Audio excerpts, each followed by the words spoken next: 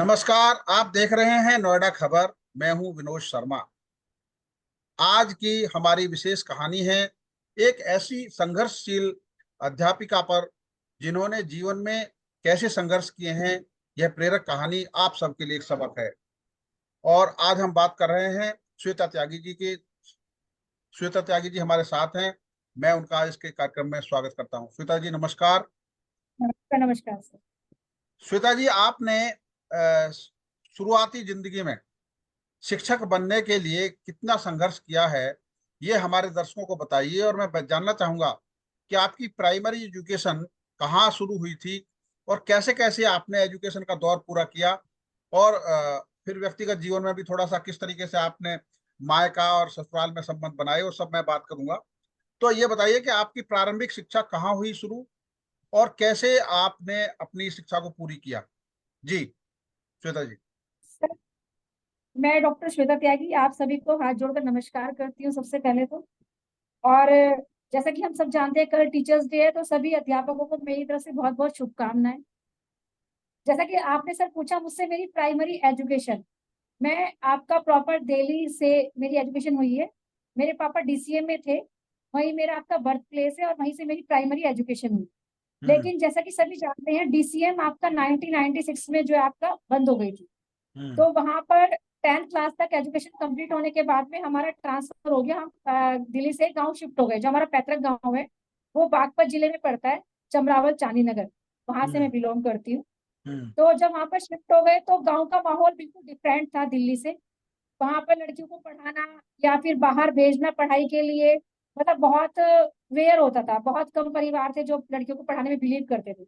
और हम्म। हमारा जो गांव है वहां से लड़कियों का जो कॉलेज था या स्कूल था, जो इंटर स्कूल था, वो काफी दूरी पर था। और हम्म। माहौल भी इस तरह का था कि परिवार वाले डरते थे अपनी बेटियों को भेजने के लिए। हम्म। लेकिन फिर भी मेरी फैमिली ने एक पहल की। फैमिली में मैं इस चीज का क्रेडिट अपनी मम्मी को देना चाहूंगी। मेरी मम्मी भी प्रॉपर दिल्ली से हैं, लेकिन उन्होंने हमेशा विश्वास किया कि लड़कियों को पढ़ाना जरूरी है। हम हम्म। 3 बहन हैं और मेरा एक छोटा भाई है। मैं हम्म। सबसे बड़ी थी अपनी फैमिली में। तो मेरी मम्मी ने कहा नहीं, जब सबसे बड़े बच्चे की पढ़ाई डिस्टर्ब होगी तो छोटे बच्चों को भी उस चीज का इफेक्ट पड़ता है। तो हम हम्म। कैसे भी कोशिश करके, हमारा बच्चा पढ़ने में अच्छा है तो हम इसको भेजेंगे पढ़ने के लिए।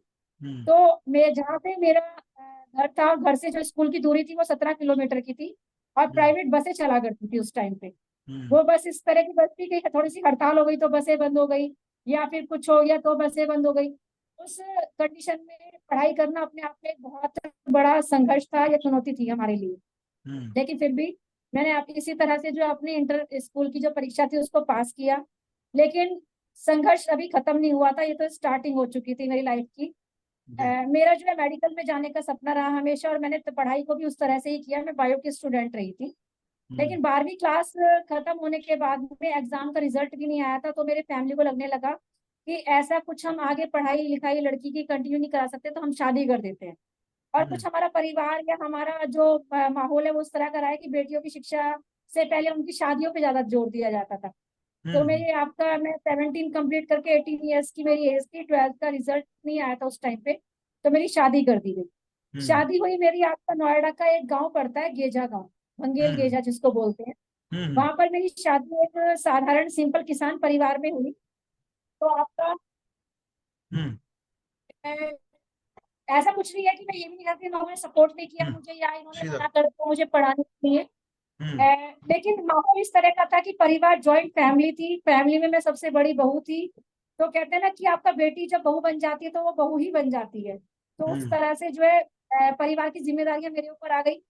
आने के बाद में फिर मैं कहीं ना कहीं मेरे एक मन में ना, दिल में एक कसक सी थी और एक मलाल था कि मैं किस चीज के लिए बनी थी और मेरे साथ हो क्या गया। मतलब हम्म। शादी को मैं ये नहीं जानती थी कि शादी का मतलब क्या है, कि लाइफ में कोई एक ऐसा पड़ाव है जो एक बहुत इंपॉर्टेंट होता है। मैं उस चीज को छोड़कर अपने फ्यूचर के लिए रो रही थी। हम्म। लेकिन आपका कुछ भगवान या मैं झंडे वाली माता रानी को बहुत मानती हूँ। हम्म। तो माता रानी ने मेरे साथ ऐसा किया कि मेरा बेटा हुआ 2000 में। तो 2003 में मैंने उसके एडमिशन के लिए फॉर्म डाला। यहाँ पे एक स्कूल खुला था उस टाइम पे, new Noida public school, new hmm. Sorry new Bal Bharati public school. हम्म। तो जब मैं एडमिशन के लिए गई वहां पर, तो मेरा सौभाग्य रहा कि जो उस स्कूल के प्रधानाचार्य थे वो बहुत कोऑपरेटिव थे। तो उन्होंने मुझे कहा कि आप पढ़े लिखे हो, सब कुछ है, तो आपने अपनी पढ़ाई को आगे क्यों कंटिन्यू नहीं करा। मगर सर मेरे साथ प्रॉब्लम है और मेरी शादी हो गई है, मेरे पास फैमिली की जिम्मेदारियां हैं। तो उन्होंने कहा नहीं नहीं कोई बात नहीं, लेकिन तुम अपने मन की बताओ तुम्हारे मन में क्या है। मैं कहा मेरे मन में तो डॉक्टरी करने की, मेडिकल में जाने की, लेकिन मुझसे नहीं हो पाई। और टीचिंग हम्म। लाइन में मैंने कभी सोचा ही नहीं है। कह रहे नहीं हम्म। आप ट्राई कर सकते हो, एक बार आप ट्राई करिए, हो सकता है क्या पता आपका यहाँ पे फ्यूचर लिखा हो। तो मुझे उस दिन कुछ ऐसा लगा जैसे कुछ एक पहला पड़ाव जो है मेरी जिंदगी के लिए खुल चुका है। मैंने हम्म। फैमिली में आने के बाद बात करी तो फैमिली के भी एक अपने बात थी कि उनको ये था कि समाज में अगर किसी गांव की किसी घर की बहू बाहर निकलती है कमाने के लिए, तो उस फैमिली को किस नजरिए से देखा जाता है। ये आप सब समझ सकते हैं जो लोग गांव से बिलोंग करते हैं। और मैं बात कर रही हूँ 2004 की। तो उस टाइम में ऐसा समय था आपका कि बहुओं को बाहर निकलना भी बिल्कुल अलाउ नहीं था, ये गांव उस तरह से डेवलप भी नहीं हुआ था। हम्म। लेकिन मेरी फैमिली में मेरी सासू माँ थी, उन्होंने मुझे एक माँ बन के, और माँ ही है मेरे लिए वो, तो उन्होंने मुझे मुझे कहा कि कोई बात नहीं, फैमिली से मैं अपने आप बात करूंगी, लेकिन तुम्हें लगता है तो तुम 1-2 महीने ट्राई करो, जाके देखो कि तुम्हें कैसा फील हो रहा है। हम्म। मैं सर गई, मैंने अपनी घर के काम को भी प्रॉपर तरीके से करना, बच्चों को लेके जाना स्कूल। जब मैंने वहां पे जाना स्टार्ट किया तो साल 1.5 साल बाद मुझे सर ने कहा, मेरा रिजल्ट बहुत अच्छा रहा पढ़ाई का, कि आप अपनी पढ़ाई को कंटिन्यू करिए। सर हम्म। वहां से मेरी पढ़ाई का जो है एक पड़ाव स्टार्ट हुआ। मैंने अपनी ग्रेजुएशन की। ग्रेजुएशन करते करते मैंने आपका अपना ट्रिपल एमए किया। ट्रिपल एमए हम्म। करने के बाद मेरे पास खुद ही स्कूल वालों का प्रपोजल आ गया कि मैडम आप स्कूल में टीचिंग करने के लिए, स्कूल चलाने के लिए बने हैं, हम्म। आपके अंदर वो टैलेंट है जो आप बच्चों को शिक्षा दे सकते हैं। इस हम्म। चीज में मैं, जो आपका राकेश चौहान जी हैं, न्यू बाल भारती स्कूल है उनका, उन्होंने मुझे एक भाई की तरह हाथ पकड़ के आगे बढ़ने में मेरा बहुत साथ दिया। हम्म। और ऐसे लोगों को कभी भूलना भी नहीं चाहिए जिंदगी में, जो एक सहारा बनते हैं। हम्म। उसके बाद मैंने 2012 में सर अपने पढ़ाई को कंटिन्यू रखते हुए अपने स्कूल की ओपनिंग की। स्कूल की ओपनिंग करने के बाद में माता रानी का आशीर्वाद मेरे ऊपर इतना रहा शिक्षा को लेके, कि दिन रात जो है मेरे साथ चीजें अच्छी होती चली गई। हम्म। लेकिन आज भी मैं आज भी जब देखती हूँ या सोचती हूँ तो मुझे लगता है कि मुझे जाना मेडिकल लाइन में डॉक्टर बनना था, लेकिन मैं बन क्या गई। मैं हम्म। लेकिन अभी भी मुझे एक चीज लगती है, मैं अपने जीवन को उस दिन सफल मानूंगी कि मैंने कुछ किया है। जिस दिन हम्म। मेरे स्कूल का कोई बच्चा एमबीबीएस बन के, या कोई बच्चा डीएम बन के, कोई बच्चा आईएएस आईपीएस बन के स्कूल में मेरे सामने आएगा, तो मुझे लगेगा हाँ। कि मेरी जो चीजें हो चुकी थी ना वो पूरी हो चुकी। हम्म। तो इस दौरान जो आपने बताया कि जब आपने 12वीं पास करने के बाद जब यहाँ ससुराल में आ गई, तो सबसे पहले आपने अपनी एजुकेशन का प्रस्ताव पति के सामने रखा, सास के सामने रखा, किसके सामने रखा, और उन्होंने क्या रेस्पॉन्स दिया? सर मैंने प्रस्ताव किसी के सामने नहीं रखा, वो सब चीजें चोरी छुपे चल रही थी, क्योंकि मुझे पता था अगर मैं प्रस्ताव रखूंगी तो कोई एग्री नहीं करेगा। हाँ। वो उनको तब पता लगा जब मेरी फर्स्ट ईयर के एग्जाम थे। तब मैंने अपने हस्बैंड को बताया कि ऐसे ऐसे जो मेरी फर्स्ट ईयर के एग्जाम है, मैंने फॉर्म भरा हुआ था ग्रेजुएशन का, और मुझे एग्जाम देने जाना है। तो कुछ साल तो मेरे साथ दिक्कतें आई, उन्होंने भी मुझे कहा कि नहीं, घर वाले ये कहेंगे, समाज वाले ये कहेंगे कि भाई घर की बहू को बाहर निकाल रहे हो, पढ़ा रहे हो, घुमा रहे हो, ये तो कुछ कमाने लगेगी तो सिर पे बैठ जाएगी, ये करे, मतलब इस तरह की जो आपका र्यूमर्स हम्म। थे वो होने लगे घर के अंदर। लेकिन हम्म। कुछ टाइम बाद, 3 से 4 साल का टाइम लगा जब वो चीजें थोड़ी थोड़ी खत्म होने लगी। हम्म। तो उसके बाद जब आपने उसके बाद शायद आपने डॉक्टरेट भी किया है, हाँ जी। पीएचडी। मैंने ये आपका ट्रिपल एमए किया, सोशोलॉजी से, इंग्लिश से, और आपका साइकोलॉजी से। फिर मैंने हम्म। डॉक्टरेट किया सोशोलॉजी में सर। तो इसमें जो विषय आपने चुना सोशोलॉजी, ये क्या किसी से प्रेरित हुए या किसकी गाइडेंस में किया गया और कहाँ पे किया है आपने? एक्चुअली सर मैं जहाँ स्कूल में रन कर रही हूँ, यहाँ पे आपका ये बहुत ही एक लोअर एरिया है, लोअर क्लास के बच्चे आते हैं मेरे पास में। तो जो यहाँ पे जो महिलाएं मेरे पास आती हैं, उनकी स्थिति भी ना कहीं मुझे अपनी याद दिलाती है अपने पास्ट की। तो हम्म। जब मैं उनको देखती हूँ कि वो कहीं पे बर्तन साफ करने जा रही हैं, या किसी के घरों में काम कर रही हैं, या लेबर का काम कर रही हैं, और वो अपनी लाइफ में कुछ आगे करना चाहती थी, और रियल में होता है ऐसा कि उनके पास बहुत सारा टैलेंट होता है, वो चाह के भी आगे नहीं बढ़ पाती। तो हम्म। मैंने एक संस्था का उद्घाटन किया, उसमें उसका नाम है युगधारा फाउंडेशन ऑफ इंडिया। और हम्म। मैं और बहुत सारी अनेक संस्थाओं के साथ जुड़ी, जिसमें महिलाओं के लिए और शिक्षा के लिए काम किया जाता है। तो हम्म। मुझे ऐसा फील हुआ कि जिन बच्चों को हम स्कूल में शिक्षा दे रही है ना, इनको अगर हमें अच्छा प्लेटफॉर्म देना है, तो इस तरह का कुछ हमें करना होगा अलग हटके, कि जिससे इन बच्चों को कोई दिक्कत ना आए। और हम्म। या फिर इन महिलाओं के लिए हम कुछ ऐसा बेटर कर सके, जैसे रोजगार है, या फिर इनको हम एजुकेशन दे सके, शिक्षा केंद्र चला सके। तो उसके लिए एक प्लेटफॉर्म मेरे पास भी होना जरूरी था। तो सर मुझे सोशियोलॉजी मैंने इसलिए चुना कि सोशियोलॉजी का मतलब है समाज का ज्ञान, और समाज में जो आज स्थिति महिलाओं की है ना, उस स्थिति को जानने के लिए इस तरह के टॉपिक पढ़ के ही हम आपका जो है आगे बढ़ सकते हैं। तो मेरा टॉपिक भी महिलाओं की शिक्षा ही रहा है, इसी में मैंने डॉक्टरेट की है। हम्म। अब जब इतने दिन से आपने चला लिया, अब इस समय 2 ब्रांच शायद आपकी हैं, कितने बच्चे हैं स्कूल में आपके? सर बच्चे मेरे आपका 2 ब्रांच चल रही है, उसमें 800+ बच्चे हैं हमारे। अच्छा। तो उनमें ऐसे अभिभावक भी आपके पास आए होंगे, उनकी बच्चियां, उनके परिवार को देख के आपको अपने बचपन की याद आ गई होगी। तो कोई ऐसा किस्सा हाँ जी। सुनाइए उस दौरान के, जो आपके पास पेरेंट्स आए हों और वो बेबस हों कि हम बच्ची को पढ़ा नहीं सकते हैं अब, तो आप पढ़ा लोगों नहीं ने सकते। उसको उनको सहारा दिया होगा और आगे, क्योंकि युगधारा फाउंडेशन आपने बनाया है, तो वो भी आगे हाँ उस जी। पर भी काम किया होगा। जी। सर ये अभी ज्यादा पुरानी बात नहीं है, अभी आपका जनवरी या दिसंबर की बात है। मेरे पास एक लेडीज आई थी अपने बच्ची का एडमिशन कराने के लिए। हम्म। उसके पास 3 साल की बच्ची थी। तो अब उसने एडमिशन कराने के लिए मुझे, जब उसने वो बहुत देर तक मेरे फेस को बड़े ध्यान से देखती रही, कह रही मैडम मैंने आपके बहुत सुना है, आपने बड़ी मेहनत की है। मैं कहा क्यों, हम्म। आप मेहनत नहीं करते हो? कि हाँ करती हूँ। हम्म। तो उसने मुझे कहा मैडम मुझे भी स्कूल में पढ़ाना है। हम्म। तो मैंने कहा पढ़ाना है तो आपकी क्वालिफिकेशन क्या है? सर मतलब उस लड़की को देख के ना मुझे अपना पास्ट पूरा मेरे सामने घूम गया। उसने मुझे कहा मैडम मैं 8th पास हूँ। तो मैंने हम्म। कहा बेटा 8th पास तो टीचिंग नहीं कर सकते भाई, पढ़ाने के लिए कम से कम ग्रेजुएशन तो चाहिए चाहिए। तो सर जब हम्म। मैंने उसके आंखों में देखा ना, तो उसकी आंखों में वो जुनून और वो एक जो पछतावा था, मैंने उसको कहा मैं बेटा तुमने पढ़ाई कंटिन्यू क्यों नहीं करी, बच्ची कैसे पैदा हो गई तुम्हें? तो कह रही मैडम मेरे पापा मम्मी को ना फाइनेंशियली प्रॉब्लम थी, उन्होंने मेरी शादी कर दी, और शादी के बाद में मुझे बेटी हो गई तो मैं अपनी पढ़ाई को कंटिन्यू नहीं कर पाई। तो हम्म। मैंने कहा चलो, मैंने कहा आप तुम्हारे मन में क्या है? कि मैडम मुझे ये है आपका कि मुझे आगे पढ़ना है और आगे बढ़ना है और आपके जैसा बनना है। मैंने कहा हम्म। कोई बात नहीं सर, मैंने उसको कहा, मैंने कहा तुम मुझे एक दिन का टाइम दो, मैं तुम्हारे लिए सोचती हूँ कुछ क्या बेटर हो सकता है। हम्म। उसको मैंने नेक्स्ट डे अपने ऑफिस में बुलाया, मैंने उसको हम्म। कहा कि देखो तुम कहीं बर्तन साफ करोगी या झाड़ू पोछा करोगे तो वहां पे तुम्हें जो पैसे मिलेंगे वो पैसे खर्च में उड़ जाते हैं, लेकिन तुम हम्म। अपने लिए भविष्य के लिए कुछ अच्छा नहीं सोच पाओगे। हम्म। लेकिन हाँ ऐसे जरूर है कि इस स्कूल में मैं तुम्हें कुछ ऐसा काम दे दूं जिस काम को करते हुए तुम अपनी पढ़ाई को कंटिन्यू करो, हम्म। टीचर्स के टच में रहो, अपने फॉर्म भरो, 10th करो, 12th करो, प्लस ग्रेजुएशन करो, और हम्म। हो सकता है आने वाले समय में 5 से 6 सालों के बाद तुम एक अच्छे टीचर बन सको। तो सर हम्म। उस बच्ची के लिए मैंने उसको आपका 10th कराई, और 10th का फॉर्म भरवाया, उसका रिजल्ट अच्छा है। अब उसको मैंने आपका 11th में एडमिशन कराया उस बच्ची का, इसमें कन्या पाठशाला भंगेल में। हम्म। और वो काम भी कर रही है और पढ़ाई भी कर रही है, प्लस अपनी फैमिली को भी देख रही है, उसकी बच्ची भी स्कूल में पढ़ने आती है। तो मुझे ऐसा लगता है जितनी बार भी वो आती है ना, तो मुझे ऐसा लगता है कि मैंने कोई ऐसी महिला को तैयार कर दिया जिसको बहुत सारी संघर्ष करने पड़ रहे थे, जिसके अंदर कुछ एक सपना था जो पूरा हम्म। करने में मैंने उसको सहयोग किया। बिल्कुल अच्छी बात है। एक बहुत अहम सवाल आज, क्योंकि शिक्षक दिवस है, जो शिक्षा का इस समय जो स्तर है, क्योंकि हमारे जो मेरा अपना आकलन है, क्योंकि हम ग्रामीण पृष्ठभूमि से हैं, तो जो आज की जो शिक्षा व्यवस्था है वो इस तरह से है जैसे EWS, LIG, MIG, HIG flat होते हैं ना, और डुप्लेक्स। मतलब अमीरों उस के तरह लिए से है। अमीर स्कूल और गरीबों के लिए लोअर क्लास के स्कूल।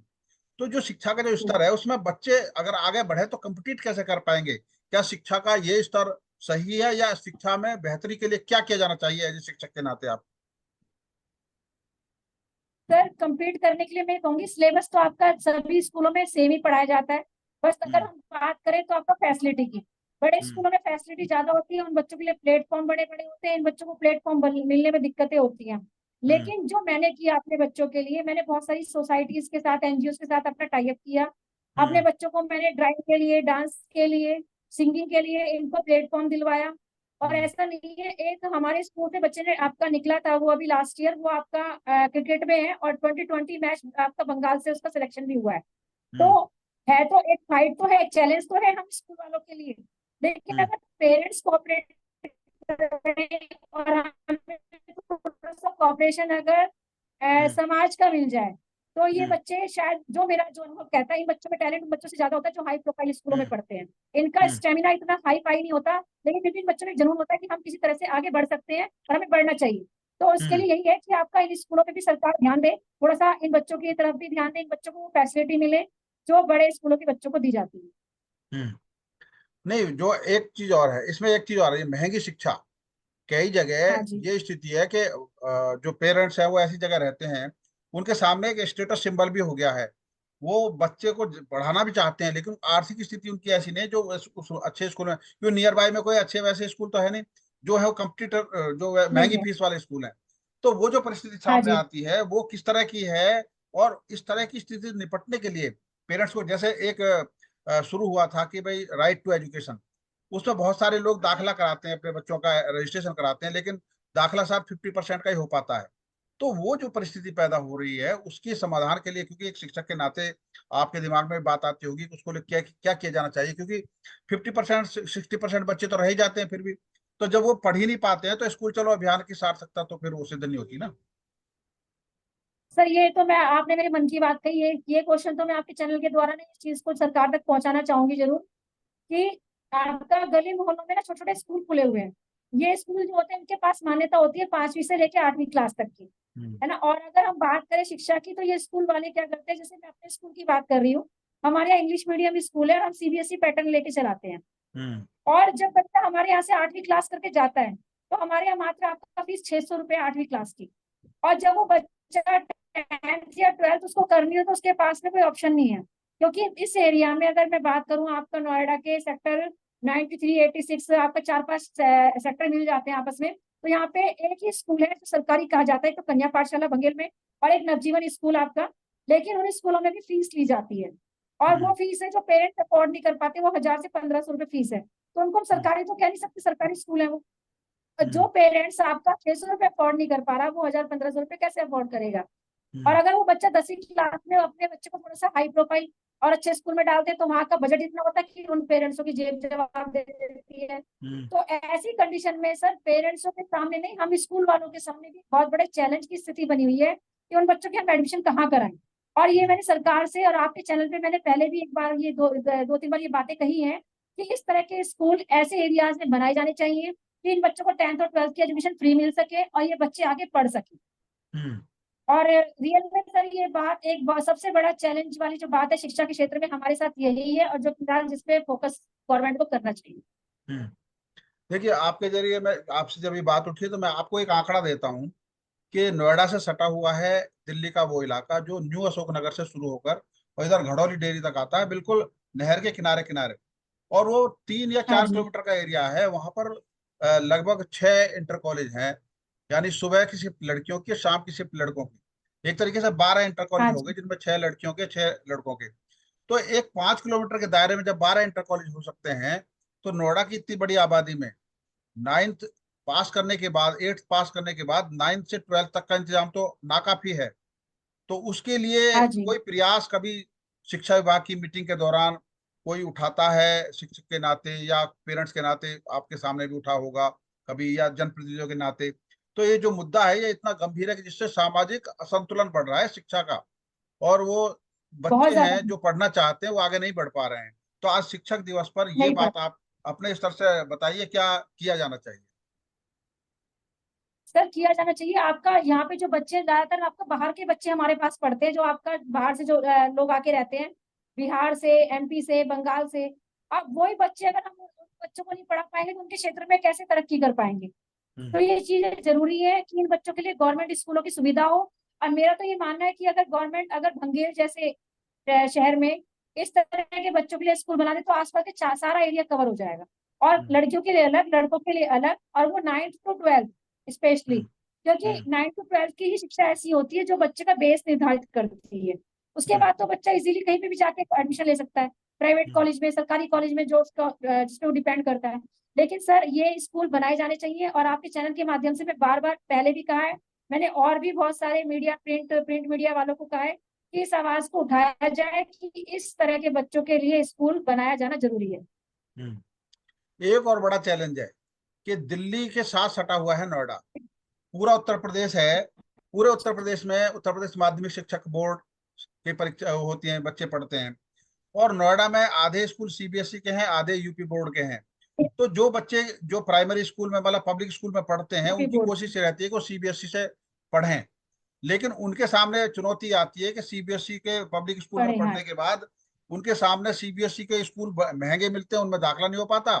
और वैसे सरकारी जो यूपी के स्कूल है उनमें वो एडजस्ट नहीं हो पाते। तो उनके सामने एक अलग तरह की चुनौती है। क्यों नहीं हो नहीं पाता। पूरे एनसीआर में सीबीएसई पैटर्न लागू कर दिया जाए बजाय बजाय यूपी बोर्ड के?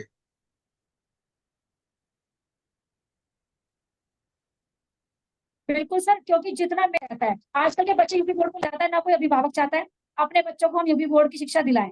क्योंकि जो मैंने जूनियर प्राइमरी स्कूल या सरकारी स्कूल देखे हैं, उनके पेरेंट्सों को भी जब मैंने उनकी सोच को समझा, यही समझ चुकी हूँ कि आपका वो पेरेंट्स सोचते हैं 5वीं 8वीं तक अपने बच्चों को पढ़ाने के बाद हम इनको सीबीएसई स्कूल में एडमिशन दिलाएंगे। लेकिन हम्म। सीबीएसई स्कूलों की फीस इतनी हाई फाई है कि वो एडमिशन नहीं करा पाते। यूपी हम्म। बोर्ड के लिए उनके पास स्कूल नहीं होते हैं, और यूपी बोर्ड के स्कूलों में सीबीएसई वाले बच्चे जो एडजस्ट नहीं हो पाते। ये एक हम्म। बहुत मतलब एक खिचड़ी टाइप में बना हुआ है। तो मेरा हम्म। यही कहना है, जो आपने बात कही है कि पूरे एनसीआर में सीबीएसई के स्कूल कंपलसरी कर दिए जाए, इस यूपी बोर्ड को हटाए। हम्म। एक और महत्वपूर्ण बात कि जब वो बच्चे 12वीं पास करते हैं, क्योंकि आपने भी वो फेस किया होगा कि जब 12वीं हाँ जी। पास करने के बाद जब वो दिल्ली यूनिवर्सिटी में दाखिले के लिए जाते हैं, तो आजकल क्या है कि एक कम्पिटिटिव एग्जाम हो गया है दाखिले से पहले भी। तो दाखिले सीबीएसई से के और पहले। यूपी बोर्ड के बच्चे जब उसमें बैठते हैं तो उनका सिलेबस तो सेम नहीं है, तो कैसे कम्पीट कर पाएंगे? तो कॉमन अगर सिलेबस सिस्टम लागू हो पूरे देश भर में या दिल्ली के आसपास के जो राज्य हैं उनमें, तभी तो वो दिल्ली यूनिवर्सिटी में दाखिला ले पाएंगे। तो एनसीआर में, पूरे एनसीआर में, भला यूपी नहीं, बिल्कुल। हरियाणा, बाकी सब जगह वो एक जैसा सिलेबस होना चाहिए 12वीं तक के लिए, ताकि वो दिल्ली यूनिवर्सिटी में दाखिला ले सके, आसानी से कंप्लीट कर सके। बिल्कुल सर, सिलेबस एक जैसा होना चाहिए, क्योंकि आगे चलने के पढ़ाई को खत्म करने के बाद जब बच्चा कॉम्पिटिटर एग्जाम में जाता है ना, उसके सामने सबसे बड़ा चैलेंज यही होता है कि वो यूपी बोर्ड की किताबों से पढ़ाई करे या सीबीएसई बोर्ड की किताबों से पढ़ाई करे। तो हम्म। ये इसमें मेरा भी यही मानना है कि सिलेबस एक जैसा सेम होना चाहिए बच्चों के लिए, किताबें सेम होनी चाहिए, सेम लैंग्वेज होनी चाहिए। ये नहीं कि कहीं इंग्लिश में किताबें कहीं हिंदी में किताबें हैं। सिलेबस और किताबें गवर्नमेंट के अकॉर्डिंग सब स्कूलों में बिल्कुल सेम होनी चाहिए, हम्म। चाहे वो आपका पैटर्न एनसीईआरटी हो चाहे सीबीएसई। हम्म। अब आखिरी सवाल कि जो पेरेंट्स अपने बच्चे बेटियों को पढ़ाने में कभी हिचकते हैं, और एक नारा चलाया इस मौजूदा सरकार ने कि बेटी बचाओ बेटी पढ़ाओ, बेटी पर। तो उस नारे को खास तौर पर नोएडा क्षेत्र में लागू करने के लिए क्या क्या किया जाना चाहिए आपकी नज़र में? और उन बच्चियों के लिए आप क्या कहना चाहेंगे, ऐसे पेरेंट्स को क्या कहना चाहेंगे जो बच्चों को पढ़ाने में हिचक रहे हैं अभी? नहीं सर, ऐसा ये तो अब चीजें, मैं थोड़ा सा इस चीज में अलग हटके मेरे विचार हैं कि लड़कियों को पढ़ाने के लिए इतनी अब चीजें लोग अवेयर हो रहे हैं और पढ़ा भी रहे हैं, ऐसा कुछ नहीं है। और यहाँ के एरिया में तो लोग ज्यादा अवेयर हैं, थोड़ा हम्म। गांव की साइड जाए तो ये चीजें हो सकती हैं। और हम बार बार ये कहते हैं बेटी बचाओ बेटी पढ़ाओ, बेटी को ही क्यों बचाओ, बेटा भी बचना चाहिए और बेटों को भी पढ़ना चाहिए। आप हम्म। देखिए आए दिन जो बेटियों के साथ जो केस होते हैं, और वो केस करने वाले भी हम लोगों में से ही होते हैं। अब वो सास होती है, नंदे होती हैं, या उनके भाई होते हैं, पिता होते हैं, जेठ होते हैं, ससुर होते हैं, तो वो भी जो हम्म। लड़के होते हैं ना। तो मेरे हिसाब से थोड़ी सी चीजें अलग हटके हैं। मेरा मानना ये है कि बेटी को भी बचाओ और बेटे को बचाओ, बेटी को पढ़ाओ बेटे को भी पढ़ाओ, बेटे को बेटी से ज्यादा पढ़ाओ। क्योंकि अगर बेटा पढ़ेगा तो बेटी खुद सेफ हो जाएगी और खुद पढ़ लेगी। अगर हम्म। बेटी के माँ बाप पढ़े लिखे होंगे ना, तो पढ़ाई की वैल्यू बताओगी। हम्म। अब थोड़ा सा रोशनी डालिए युग धारा फाउंडेशन पर। अभी तक उसकी क्या हाँ। प्रोग्रेस हुई है, क्यों स्थापित करना पड़ा उसको, और उसमें अभी तक क्या क्या काम हो रहे हैं आपकी तरफ से? युगधारा फाउंडेशन सर, इसकी स्थापना मैंने आपका 2021 में की थी, और इसको मैंने रजिस्टर्ड कराया। और युगधारा फाउंडेशन का जो मेन मोटिव रहा मेरा इसको स्थापित करने का, ये रहा कि जो मेरा स्कूल है इसमें सब ज्यादातर मोस्टली लेबर क्लास के बच्चे हैं सर, जो हमारे स्कूल की जो 400 से 500 रुपए फीस है उसको भी मुश्किल से अफोर्ड कर पाते हैं। लेकिन इन बच्चों के जो पेरेंट्स हैं वो पढ़े लिखे नहीं होते, उनको अगर हम होमवर्क देते हैं डायरी में ये भी नहीं पता होता कि हमने होमवर्क में क्या दिया है, या हमने नोटिस दिया तो उस नोटिस को पढ़ना किस तरीके से है। हम्म। 99% हमारे साथ ये वाला चैलेंज बहुत बड़ा चैलेंज था, उन लोगों को पढ़ाई के प्रति अवेयर करना, उनको बच्चों की पढ़ाई के लिए कि भाई वो किस तरह से सीरियस हो या किस तरह से हमें सपोर्ट करें। तो हम्म। मेरे मन में एक विचार आया कि अगर हम ऐसी कुछ संस्था को बनाते हैं, और जो इस तरह के बच्चे हैं जो किसी तरह की ट्यूशन अफोर्ड नहीं कर पाते, जिनके पेरेंट्स पढ़े लिखे नहीं है, उनको हमारे वॉलेंटियर जाकर इस स्कूल टाइम के बाद में 1 से 2 घंटे जाकर फ्री पढ़ाएंगे, निःशुल्क बिल्कुल। और ये हम्म। हमने किया भी सर। मैं लास्ट 2 साल का रिकॉर्ड तो मैं ये बताती हूँ आपको, मैंने 150 से 200 बच्चों को बिल्कुल फ्री पढ़ाया। और इस बार जो हमने आपका समर वेकेशन में 108 की जो पास लॉरियट जो सोसाइटी है, उसके किनारे पर झुग्गियां बनी हुई हैं, वहां पर उन झुग्गियों को मैं कुछ साल पहले जाती थी सामान बांट, जैसे हमने कुछ खाने पीने का सामान दे दिया, या और लोग आए वो खाने पीने का सामान देके चले गए। लेकिन इस बार मैंने थोड़ा चीजों को चेंज किया। हमने वहां पे गर्मियों के महीने में 4-5 महीने से वहां पे जाना स्टार्ट किया, मैंने मेरे वॉलेंटियर्स ने। झुग्गियों के बच्चों को हमने झुग्गियों से निकाला, उनको पढ़ाना स्टार्ट किया, उनकी जागरूकता उस पढ़ाई के लिए बढ़ाई, उनके पेरेंट्सों को अवेयर किया। तो आज से रिजल्ट मेरे सामने निकल के ये आया कि वो लोग अपने बच्चों को पढ़ाना चाहते हैं। लेकिन उसमें भी एक बहुत बड़ा चैलेंज मेरे सामने था कि उन बच्चों को झुग्गियों से सरकारी स्कूल तक या अपने स्कूल तक मैं कैसे लेके आऊं, क्योंकि 2.5 किलोमीटर का डिस्टेंस पड़ता है। वो लोग ज्यादातर आपका लेबर का काम करते हैं, वो सुबह निकल जाते हैं, शाम को घर आते हैं। उनका इंटेंशन ये होता है कि मेरे जो बड़े बच्चे हैं वो घर पे रहेंगे, छोटे बच्चों को रख रखाव करेंगे या घर का रख रखाव करेंगे। पहले तो हमने उनकी सोच को बदलने में हमें बहुत सारे प्रयास करने पड़े।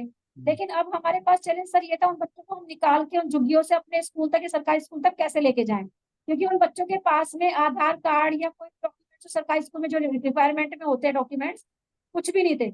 हमने उन बच्चों के आधार कार्ड बनवाए।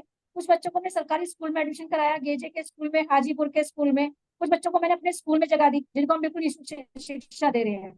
हम्म। और बस यही प्रयास है मेरा कि आपका इस तरह से युगधारा फाउंडेशन आने वाले टाइम में काम करे, शिक्षा का प्रचार प्रसार करे और ऐसे बच्चों को शिक्षा दी जाए जो इस चीज से बिल्कुल असमर्थ है कि उनको शिक्षा तक नहीं पहुंच पाते। अभी आपने 3-4 दिन पहले सुनी होगी एक कहानी, एक नोएडा के एक बच्चे ने, जो दिन में समोसे बेचता था और रात में पढ़ाई करता था, और उसने नीट का एग्जाम पास किया। और नेट के उसके अभी एग्जाम मैंने भी क्लियर इंटरव्यू किया। लिया था। और उसके भी हाँ जी। पिताजी उनके साथ नहीं रहते थे, और 2 भाई और 3 बहनें हैं। और एक एनजीओ ने उनकी बच्चों की पढ़ाई की फीस भरी भावराव देवरस स्कूल में, और उस हिसाब से बच्चे ने 12वीं में 95% नंबर लिए और इस तरीके से पास किया। तो जो ऐसे बच्चे आप लोगों के पास भी आते होंगे, कोई ऐसा उदाहरण है आपके सामने जिसमें लगा कि इस बच्चे में टैलेंट है, अगर हम इसको मौका दें तो ये आगे बढ़ सकता है? सर हाँ बिल्कुल है, मैंने अभी आपको बताया था ना, आपका एक बच्चे का सिलेक्शन हुआ है हमारे यहाँ से क्रिकेट 2020 में। वो हम्म। बच्चा बिल्कुल पुअर फैमिली से बिलोंग करता है। फर्स्ट से 8 तक की एजुकेशन उसको मैंने फ्री अपने स्कूल से कराई। उसके बाद 9th 10th उसको मैंने अपने हैंड पे, मैंने सबको बोला, ऐसा नहीं है कि अकेला मैंने, टीचर्स को मैंने बोला इसको हेल्प करनी है, बच्चा बहुत टैलेंटेड है और हम्म। क्रिकेट में हमने इसको कोचिंग करानी है और आपका स्कूल की एजुकेशन भी साथ साथ लेके चलनी है। हम्म। और सर रियल में वो लड़का इतना मल्टीटास्किंग है और क्रिकेट में उसका ऐसा एक जुनून है कि जो मुझे लगता है कि आने वाले टाइम में वो एक अच्छा प्लेटफॉर्म पर जाकर अच्छा अचीवमेंट करेगा। और उस बच्चे के लिए मैं हमेशा तैयार रहती हूँ। अगर वो बच्चा मुझे ये कहे कि आज मुझे आपके जरिए ये हेल्प चाहिए, चाहे मुझे किसी एनजीओ के साथ हेल्प मांगनी पड़े, चाहे मुझे सरकार से हेल्प मांगनी पड़े, चाहे आपसे मांगनी पड़े, मैं हमेशा उसके लिए तैयार हूँ। हम्म। तो आज आपने सुनी श्वेता त्यागी जी की वह कहानी, किस तरीके से जीवन में जब उद्देश्य तय होता है तो मंजिल मिल ही जाती है। और वह मंजिल तय की एक शिक्षक बनकर, और बच्चों को अब शिक्षा दे रही हैं और ऐसे उजाला फैला रही हैं। शिक्षक दिवस पर ये विशेष स्टोरी आपके लिए। श्वेता जी, आपने समय दिया, आपका बहुत बहुत धन्यवाद।